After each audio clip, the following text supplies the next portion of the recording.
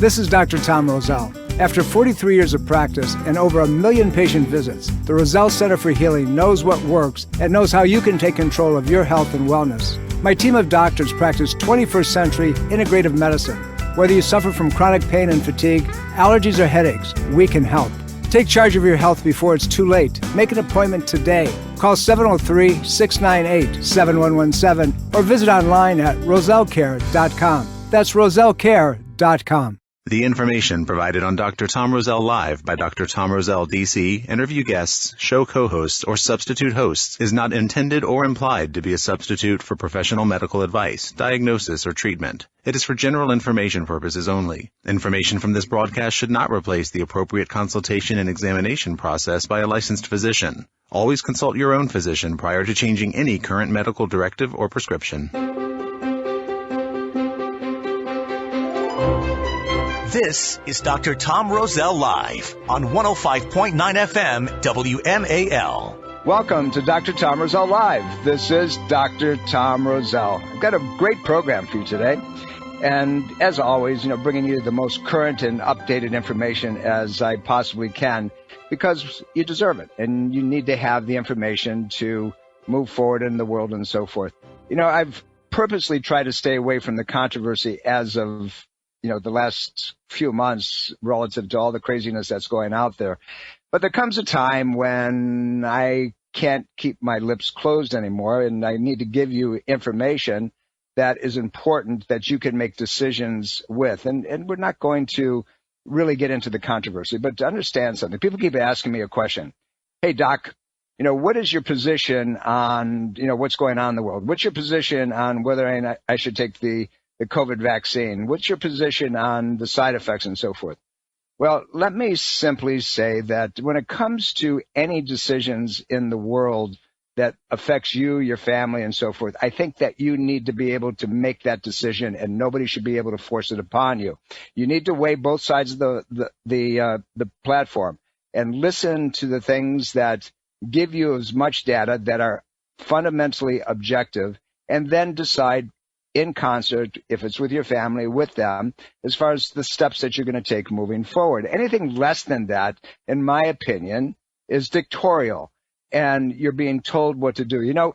Somebody asked me, Doc, you've been in practice over 44 years. And I said, yep, absolutely.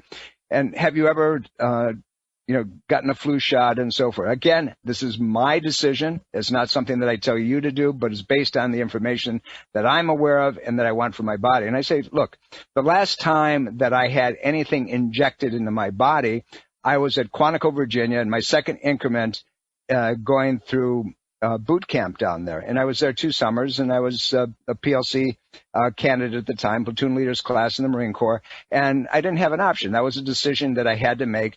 And it was Vietnam era, and God knows what they put into your body at that time. And there was some residuals afterwards that kind of showed up. But being in the world that I'm in, I was able to take care of them. Now, we're in a situation where you have to look at the statistics, the real ones, and making sure that you have the data in front of you. You have to know what the side effects, the sequelae of your decisions are, and then go from there. So we're going to talk a little bit about that, and I'm going to tell you some places that you can go to get some data. And then we're going to talk about vitamin D3 again, and its impact that it has on viral patterns across the board, and the ability that it has to inhibit, meaning stop the growth, the ability for the thing to go further. Then if we have a little bit of time, we're going to get into the consumers' advocacy, supposedly the U.S. government, here we go again, right, wanting a mandatory beef labeling. And what does that mean? Some of you are very aware of it, and we need to look at all those things. But let's, I want you to think outside the box when it comes to certain things. There's a lot of data out there. A lot of it's confusing. If we look to Europe right now, a lot of the European countries are moving forward to try to shelve the vaccines, and simply because of the fact that there are multiple ways of treating this that are extremely effective. And the rules of the game of engagement in healthcare is that when you have effective treatments, then you shouldn't be forced to do something other than that. So when you go through and you look at this COVID-19 pandemic, and we're in that 2-year period now, we're coming up to the end of the year when all this started to sneak upon us, and it's God help us that we've lived through this thing. One country that kind of slipped away from the media spotlight is Sweden. They talked about it early on, but why isn't anyone talking about Sweden these days? Why isn't it back up on the Richter scale? Especially since in, the early portion, the media was convinced that the Swedes, were in a problem situation. They were going to kill tons of people, and because of their no masking, if you remember, their no shutdown policies, and they were bound to, destroy their country and their people. So what really happened instead is that, instead of there being the lead in deaths per capita, Sweden today ranks 40th behind dozens of countries that instituted strict masking policies and lockdowns. 40th. They're down at the bottom of the scale. It's craziness, right? And according to Zero Hedge, if you will, I'm going to quote something to you. It says, other countries saw their cumulative mortality rates skyrocket. Sweden dropped precipitously in the rankings due to their consistent, sustainable methods, end quote. Now, think about that for a second. Here's a country that didn't lock down. Here's a country that didn't demand masking. They kept their schools open. They kept all kinds of things going on, and they're in great shape. Why is that? Well, let's do a comparison. Let's look at Los Angeles, which has only had 37 days where people were allowed to go maskless in the last 530 days since the pandemic was declared. COVID deaths ranks in the top 10 in worldwide data accumulation. Then compare fully vaccinated Israel to Sweden. Sweden currently averaging about 90 cases per million people. 90 cases per million people. Israel is averaging 1,218 cases. Now, this is straight up data. I've got it in front of me. So, we're not giving you an opinion here. We're giving you actual information. Specifically, the comparison is even more dramatic, if you will, when you look at it this way. Zero Hedge points this out. Between July 10th and September 7th, Sweden reported 56 total deaths. Now, total deaths. We're not saying due to COVID. Israel reported 56 deaths just on September 8th. What's going on here? Why is this so stark and different? So why aren't we talking about this? Why isn't it on the media? Why aren't we demanding that we, on our television networks, whether it's CNN or Fox or One American News, or that we have both sides in a straight up conversation presenting hard data so you and me and our families, that we can look at this and make decisions accordingly for ourselves? Could there be behind the scenes an attempt to control? I don't know. I'm going to leave that up to you. But we have opinions that are not objective. And everybody's reporting on everybody else's data, and nobody has their own site. If you watch CNN, you get one presentation. You watch Fox, you get another presentation. You watch something else, you get another presentation. So you have to make sure that you find the data and you act accordingly. So I'm going to let you say with that. I want you to go look at Zero Hedge, September 17th, and it's this year, and check it out. You can look it up very easily, and there's not a problem. So as we go through, there's a lot of reporting going on. There's a nurse that was working for the U.S. Department of Health and Human Services, and we'll call her a whistleblower, if you will, on how health officials were ignoring and covering up the COVID-19 vaccine injuries. So understand something. With every decision that you make, there's the good news and then there's the bad news. And you have to weigh it accordingly and make a decision for yourselves. Are you willing to take the risk? It's not a zero-sum situation. It's actually looking at the risk balances. And, if you're trained and if you're educated, as I did with my children and my family over the years, to think through processes, ask the question, why? What's the data behind it that supports it? And by the way, the last question where you really get a lot of information is who benefits from what it is that's being directed to do. And I'm put that in your pocket, and you can make a decision accordingly. Jody O'Malley says she sees dozens of people come in with all kinds of crazy adverse reactions. Remember, U.S. Department of Health and Human Services, okay? Including myocarditis. That's an inflammatory reaction of the muscle of the heart, congestive heart failure, and other types of conditions, but also deaths. Yet these reactions aren't being reported even through the FDA or the CDC as they're supposed to be reported. They're required to do that, but they're not there. Why is that? Again, I'll ask you to ask the right questions and try to find out. So if everyone is supposed to gather this data and report it, but no one's reporting it, how will anyone know whether the vaccine is truly safe? In my lifetime, I've never seen anything come down the pike so quickly.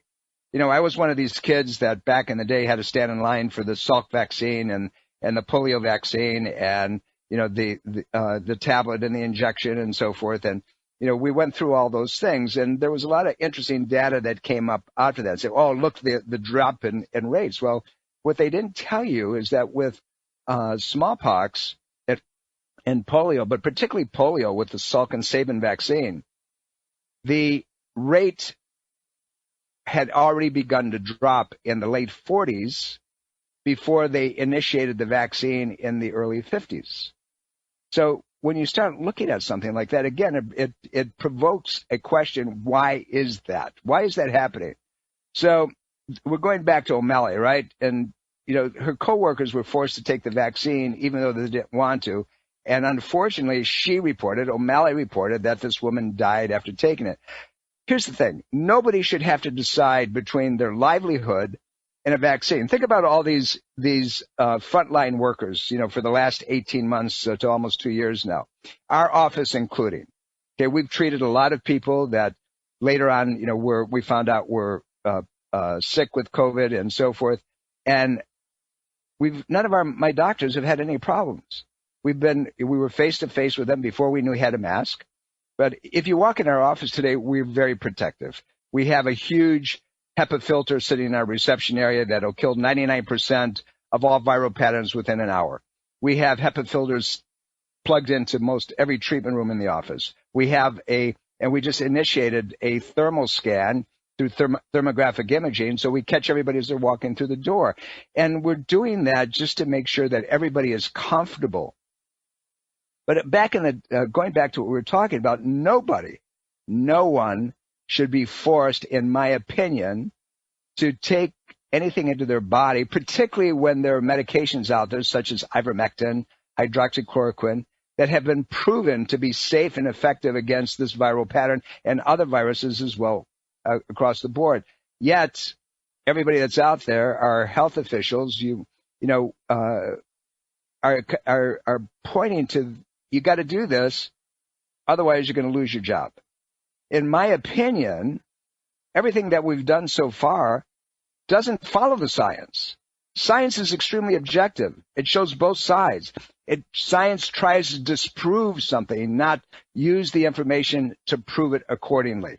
So you have to make sure that you are looking at all the data and making a decision for yourselves and for your family, because anything short of that is something that you're being forced to do. You know, back when the Affordable Care Act came out, there was a provision within the Affordable Care Act. And why do I know this? Because I briefed different organizations throughout the country for 2 years after it came out. There was a provision that says that the government, in concert with local medical physicians and organizations, can, in the light of a pandemic or an epidemic of any sort, can decide what the fix is. They can decide what you need to do to take care of it on their discretion. If you decide that is something that you don't want to do, if they feel that you're a threat to society, at their decision, they can pull you out, put you into a quarantine environment until they feel that the pandemic or the situation has lifted. Now think about the ramifications of that and how that it's their decision. How do they do that? And that was something that came out. And when I reported that to people, they looked at me and said, you know, how can this be true? You know, how can anybody force anybody to do something against their own will. Well, at the end of the day, they could do that. Coming up to a break, you're listening to Dr. Tom Roselle Live. I have a whole lot more for you. Don't go away. I'll be right back. Dr. Tom Roselle Live continues now on 105.9 FM WMAL. Welcome back to Dr. Tom Roselle Live. Indeed, I am. By the way, I want to say, it was a pleasure meeting several of you last night at the thermography lecture in our office at the Roselle Center for Healing in Fairfax. I had to step in for our thermographer, Dareth Painter, simply because of the fact that she had a little bit of a lower body stress pattern going on. But anyway, it was fun. And hopefully, I gave you as much data as that you needed and wanted and so forth. But it was really fun, being back on the platform again and actually, being one-on-one with all of you. So thanks for that. I want to get back into the program a little bit, and we're going to talk a little bit more about viral patterns, but more importantly, things that you can do to protect yourself across the board. And, we're not going to again, the data that I'm giving you is simply so you can make your decisions. I'm a strong believer that if you want to go have the vaccine, that should be your decision based on information, but you shouldn't force anybody else to follow your direction. You can have a conversation, go back and forth with hard facts, but at the end of the day, we decide for ourselves what it is that we should be doing and move forward accordingly. And here, I want to leave you with this thought. If a vaccine, regardless of what it is, whether it's a normal influenza vaccine or it's a COVID vaccine or if it's something for, SARS and any of those things, or, here's the deal. If it works, right? And if I choose or somebody else chooses not to have the vaccination, but if the vaccine works, you shouldn't have to worry about me because you're protected. Now, if that's not the case, then there's something else going on behind the scenes. So understand that piece. Whatever you decide, please decide based on objective information and realize it's your decision for you and your family, and the sequela, whatever takes place after that, good or if there's a challenge afterwards, is something that was based on the information and the data that you've pulled apart. Now, my doctor said so. Well, a lot of doctors say so, and there's a lot of other doctors that are out there that say completely opposite things. Through my professional career, I had to take immunological courses when I was in undergraduate school leading into the field that I'm into, and then I had to take them when I was in my doctoral program as well. But because of the things that I do and seeing thousands and thousands of patients over a 44-year career, there are things that make sense and things that do not make sense. And when you look at something that says, it just doesn't make a lot of sense, that's the thing that says stop and think. Don't just react. Look at something very differently. So I'm going to leave it with this. I want you to understand that there's a money game behind all of this too, and you have to decide if that's true or if it's false for yourself. But between Pfizer and the U.S. government, the contracts show that Pfizer is being paid about $3.5 billion for its mRNA COVID vaccine. And that goes to supposedly, low and middle income countries. That's not here in the United States. That's money taken out of our tax dollars and being sent overseas. That deal was signed, by the way, in July of this year, July 31st, and you can find it, you can look for it, but go out and ask yourself the question, why is that? Is it because we're such great bleeding hearts that we want to make sure that everything's okay? But these 300 million dosages, it's craziness. Think through the process, my friends, and make your own decisions accordingly. Let's talk about some other things that are happening and how I can help you. And again, we're here for one reason and one reason only, is simply because of the fact that, it's all about you. There's a lot of research out there that simply says that saline solutions, salt, okay, this is salt solution, will stop the replication of the SARS-CoV-2 and that the virus, can be eradicated just by that. Now, is it true? I'm giving that so you can do a little research. I want to provoke you. Remember, my goal is to provoke you a little bit so you'll say, oh, you're crazy, Dr. Tom.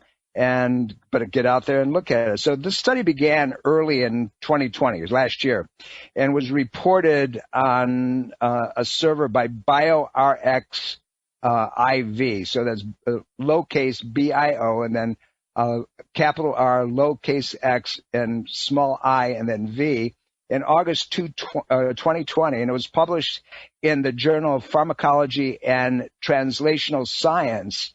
Here's what the author said. Quote, in this study, we found that 1.5% sodium chloride, salt, stopped the virus ability to replicate by 100% in viral cells. And 1.1% sodium chloride was sufficient to inhibit virus replication by 88%. Craziness, right? So why aren't you hearing about that? Salt water is going to stop the viral pattern. Salt. So why are we subjecting ourselves to things that might have more deadly reactions than salt? I don't know, but you got to ask those questions. Why is that the case? There's so much that is going on out there that doesn't make a whole lot of sense. But if salt does that, so I want you to look at the data. Got a lot more for you. We got a short segment right now. We're coming up to a break. Stay tuned. Don't go away. I'll be right back after some critical messages. This is Dr. Tom Roselle Live on WMAL. Welcome back to Dr. Tom Roselle Live. Indeed, I've got some kind of interesting and provoking information and conversation for you today. So make sure you stay tuned. Remember, my goal is to make you go do your homework and make sure you make your decisions accordingly on objectivity, not on somebody's hearsay or demand that you do X, Y, and Z. The thing that I grew up with, and I'm first generation to this country. Many of you know that, some of you don't. My parents came to this country because they believed in a system that gave them opportunity and gave them the process of decision making, that they could have the ability to direct their own lives. We're living in a world right now, particularly in our world, in the confines of this country and many other countries as well, that is taking that ability away from us. We're being force demanded. And I'm going to take it to an extreme. If you decide that you don't want to do X, Y, and Z and you're putting yourself at risk and you're not affecting anybody else, then the impunity that goes along with that is something that needs to be suspect. Think about it this way. And I said this in the first part of the program. If any vaccine works, whether it's this vaccine, the COVID vaccine that's being pushed out, and all the different types of these vaccines, or if it's going back to the old flu vaccine, or it's going back to any other vaccine, if it works and you don't have to, if that vaccine works, you shouldn't have to worry about me if I'm not vaccinated, right? You decide to go get the vaccine, and if I said I'm not going to do it or somebody else is not going to do it, but you're vaccinated, your immune system should be strong enough to handle it. If that's not the case and you're still putting yourself at risk, why is that? Why is that the situation? We talked about before we broke for the half of the program, sodium chloride research that's being done. Sodium chloride is salt. That's all it is. And there was a publication in Pharmacology and Translational Science, and the authors said that, quote, in this study, we found that 1.5% sodium chloride inhibited the virus replication by 100%. And in another study, 1.1% sodium chloride, okay, just a little bit less, was sufficient to inhibit virus replication by 88%. So if simple injection of sodium chloride or sodium into the body would stop the replication of this virus by that much, why are we going so crazy? The researchers based their work on a previous confirmed success with in vitro activity, that's, cellular activity, sodium chloride against the other RNA viruses, such as things like meningovirus and respiratory syncytial, this RSV thing that's out there, influenza A, human coronaviruses 229E, and coccivirus virus B3. Now, those are a whole lot of different applications and studies. So they used the solution that they were using as a hypertonic solution. In other words, here's what it is. It was at a higher concentration to dissolve sodium chloride than it would normally be found in a sodium chloride solution. They're usually less than that. But using the formula on monkey kidney cells, and that's what they did it on, they found that it's possible that this hypertonic solution could be investigated as a prophylaxis or an alternative treatment for COVID-19 patients and, by extension, other viral patterns as well. They nebulized 3% hypertonic saline treatment for infants with moderate to severe bronchiolitis problems. And it was safe and without any observable side effects. It's craziness. So if something like this works that well, why are we so crazy about getting these vaccines in our body? Now, the information is there. You can check out Pharmacology and Translational Science in this last March 15th, 2021, BioRx IV preprint August 6th, 2020, and then another one called HAIDUT, HAIDUT.me, September 22nd, 2021. So the data is there, and it's something that you need to research. Again, I want you to do your own homework. I want you to make your decisions. I don't want anybody to force you to do something that you don't want. Anything less than that, we no longer live in a society that is free and democratic. You are not at risk if you think that the vaccine works. So I wouldn't worry about the guy around you that isn't inoculated. That's up to them. If they want to take the risk factor based on the right information, both sides of the equation, not just one side of the equation, and the information's there. You just got to look, got to do the homework, got to, go through the weeds and check it out. And just because it doesn't agree with you doesn't mean it's not right.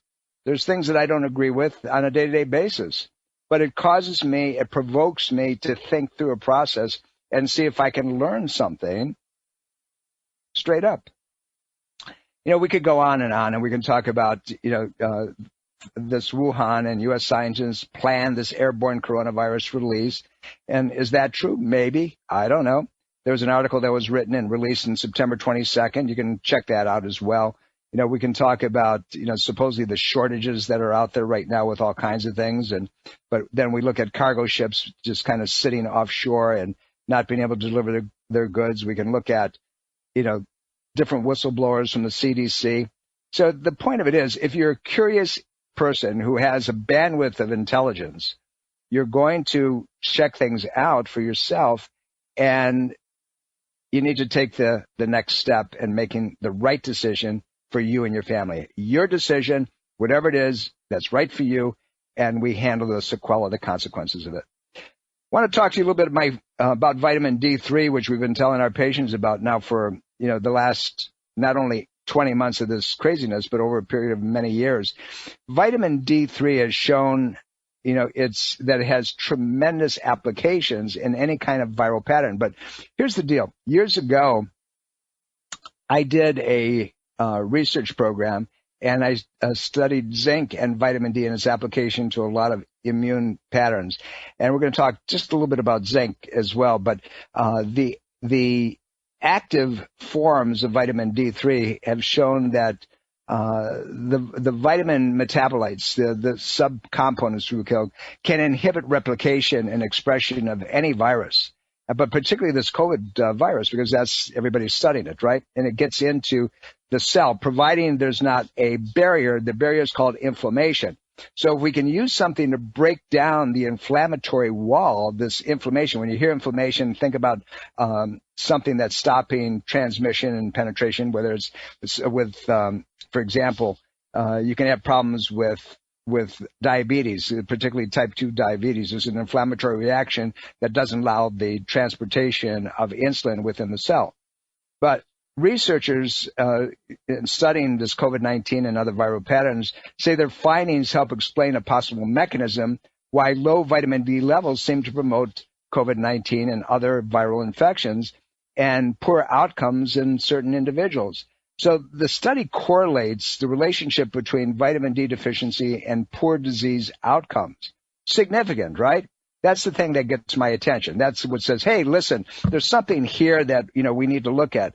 So there are more studies and clinical trials that are being planned to test this, even though that clinically, anecdotally, we've known this forever. And there's more information that's coming out all the time. And the parameters of vitamin D, the level that should be there now are being raised, particularly in the functional medicine environment. There's a doctor by the name of Vasquez, who I read a lot of his research. The guy's a brainiac, and he's published more information on vitamin D and the levels that should be taken. People say, well, I'm taking 1,000 milligrams of vitamin D. Probably not enough, but again, it's individualistic. On a parameter basis, 0 to 100, what we found clinically is that you want to stay as close to 90 as you possibly can. If you're taking a lot of D and your levels aren't going up, it's because you have something that's stopping the transport. We're going into the inflammatory level. But active forms of vitamin D can inhibit the replication of viral patterns, the replication machinery, the enzymes that allow this to begin to perpetuate itself. And it indicates that that vitamin D and something called lumisterol metabolites, it's a subcomponent, are tremendous candidates for the research that's being done in antiviral drug therapies. Think about this. Vitamin D is available easily. And what we found is most of our patients who have had adequate amounts of vitamin D and also taking zinc haven't had any trouble at all. And so why are they different than anybody else? Kind of interesting, right? September 2020, our omnipotent leader, Dr. Fauci, the director of the National Institute of Allergy and Infectious Diseases, said that he believed, this was from him, he believed that vitamin D could help fight COVID-19, although he didn't elaborate on the subject, but he knew it to be true at the time. So you have to make sure that you understand that there's other data out there that is not being shared the way it should be shared. I'm one of these guys that I question everything.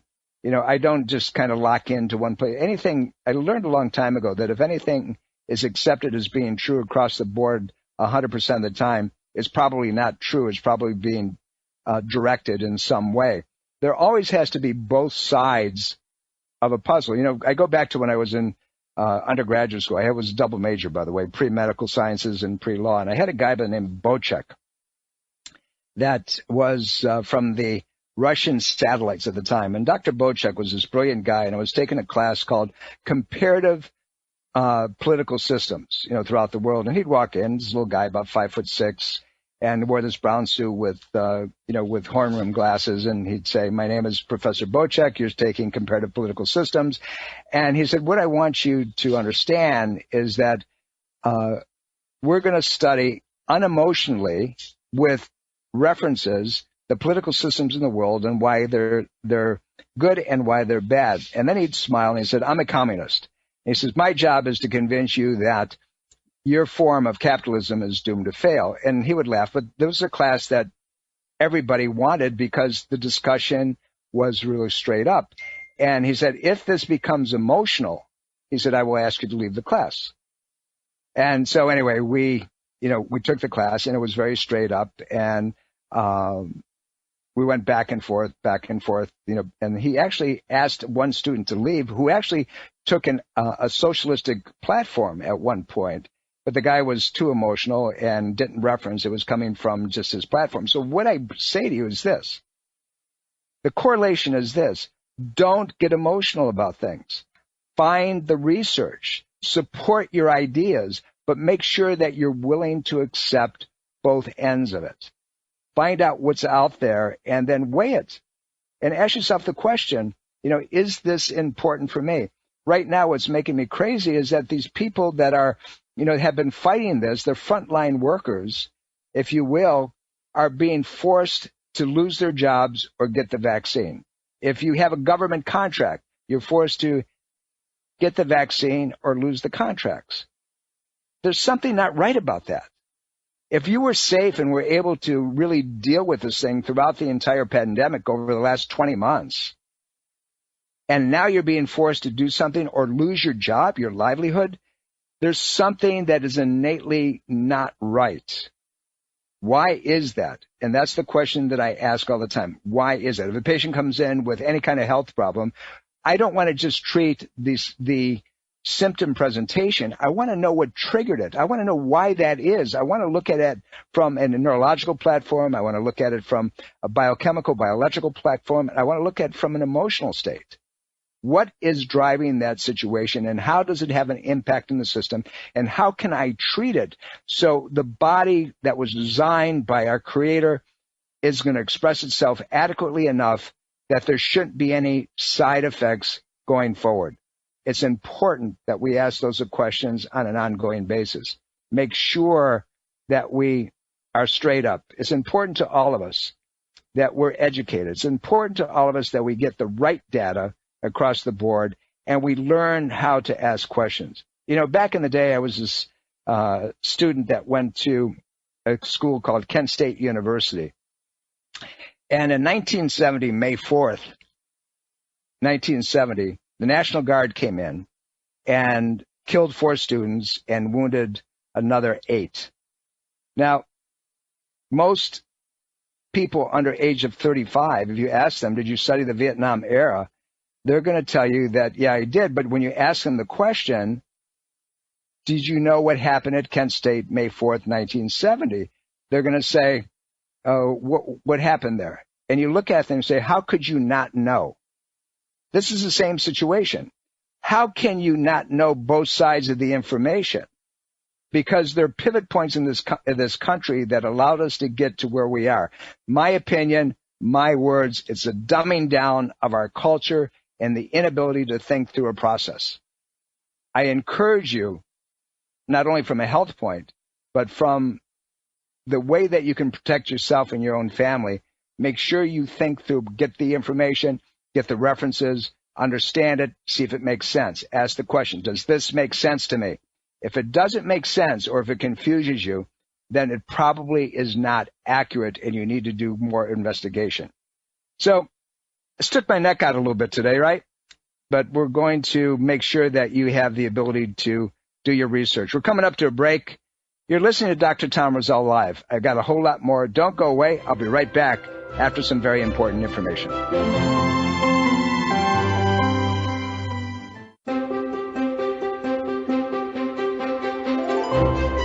This is Dr. Tom Roselle Live on 105.9 FM WMAL. Welcome back to Dr. Tom Roselle Live. Indeed, we had a little bit of a provoking program today, a little controversial. I couldn't help myself, and I had promised everybody that I wouldn't get into the trenches with this thing again. But my job is to make you think.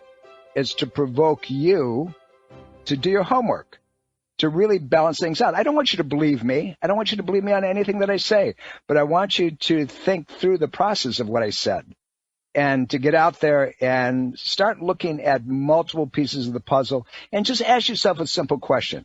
Does this make sense?